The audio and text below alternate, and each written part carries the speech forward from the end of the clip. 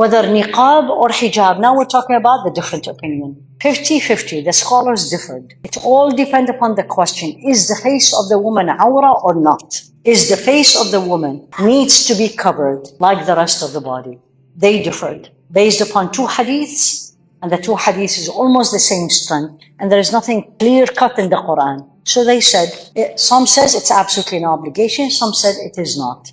Personally, what I say, like I remember very well, we were in Hajj or Umrah, I can't remember. There was a young girl with us. Cover your bosom, and when you reach certain, everyone knows this verse. This is how I say it. There's verses in the Quran. If you ask any man, he knows it very well. And there is verses in the Quran. If you ask every woman, she knows it very well. That's pick and choose. Don't do that. Don't do that. Now, so the woman here, the question, I know before I finish it, I know where she's going. And she says, you reach certain age, you do not have to do hijab. But it is better if you do it. Really? Is this a statement right or wrong? Now you're in big trouble. Because if you told me wrong, I'm going to say why. There's a basis of this question in the Quran. But that's a hawa question. Because she did not put the whole verse. So why it's wrong? If you don't know the answer, then don't answer from the beginning. And that's another problem with women. I was very hard on you today, but that's okay. You're amazing, actually, group, to be honest with you. The only people who beated you was actually Calgary. For only one reason, they would double your number. Yeah, subhanAllah, the masjid was huge. That's why when I came in, I was like, oh, I thought it was much bigger. There was 2,000 people in that room, 2,000 women. They were amazing, subhanAllah. But you also were, subhanAllah, it's awful. So Allah subhanahu wa ta'ala says, وَالْقَوَاعِدُ مِنَ النِّسَاءِ اللَّاتِي لَا يَرْجُونَ نِكَاحًا فَلَيْسَ عَلَيْهِنَّ جُنَاحٌ أَنْ يَضَعْنَ مِنْ ثِيَابِهِنَّ بعدين وَإِنْ يَسْتَعْفِفْنَ خَيْرٌ لَهُنَّ وَاللَّهُ غَفُورٌ رَحِيمٌ. So Allah said the following, right?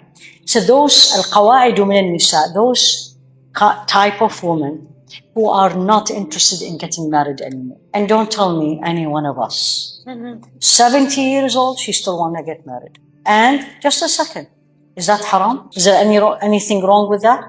Absolutely not, right? It's just different. Things have changed. It's halal. She wants to get married. I had a woman who called me from overseas and says, please don't laugh at me. I said, why? I think she was 60 something.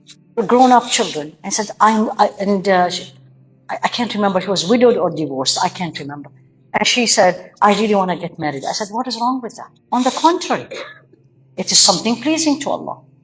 As long as the process and who are you getting married, all is pleasing to Allah.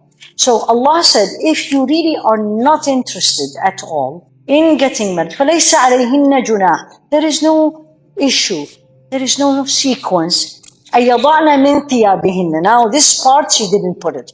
مِنْ ثِيَابِهِنَّ. Allah didn't say take off your hijab. He said, because normally the hijab needs to be like 3 parts. So that woman who is not interested at all, no desire, it's okay if you take the outer garment. But if she keeps it, is better. So there's no certain age. I hope this is very clear. Alhamdulillah. She's 13 years old. Is niqab is obligation? Well, the first question is she baligha? Has she reached the age? Meaning, did she got her menstruation? If she got her menstruation, she's a baligha. She's a mukallafa. Meaning now she is going to be asked by Allah. Whether niqab or hijab, before we get to the niqab, the hijab become obligation. And I don't want any one of you says, oh, she's still young. Yani Allah doesn't know she is young. Don't help shaitan on people. She asks you, you say, it is an obligation. I'll make dua for you that Allah make it easy. I can't say you're too young. You got your cycle. Whether niqab or hijab, now we're talking about the different opinion. 50-50, the scholars differed. It all depends upon the question, is the face of the woman awra or not? Is the face of the woman needs to be covered like the rest of the body? They differed based upon 2 hadiths, and the 2 hadiths is almost the same strength, and there is nothing clear cut in the Quran. So they said, some says it's absolutely an obligation, some said it is not. Personally, what I say, like I remember very well, we were in Hajj or Umrah, I can't remember. There was a young girl with us. She is not beautiful. I have not yet found a word to describe her face.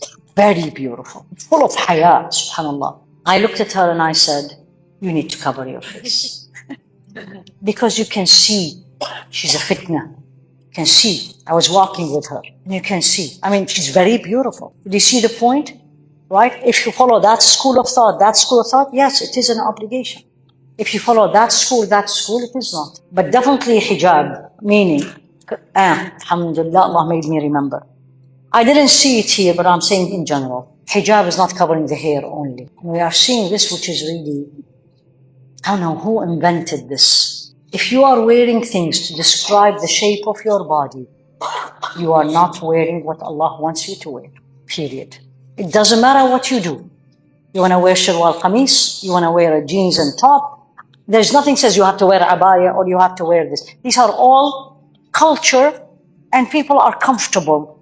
That's fine. There is outlines. This is what I tell people. There's outlines in the dress code. Details is you decide what you feel more comfortable. The main outline, it does not describe your body. If you are wearing tight jeans and a short top on it and you're covering your hair, it hurts me. You know why? Because you're doing the most difficult thing, which is covering your hair, yet you are not doing it completely. So you love the jeans, it's very comfortable, I agree with you. In fact, it's actually it's even more hayaa to have something like the pants. Just wear something wide.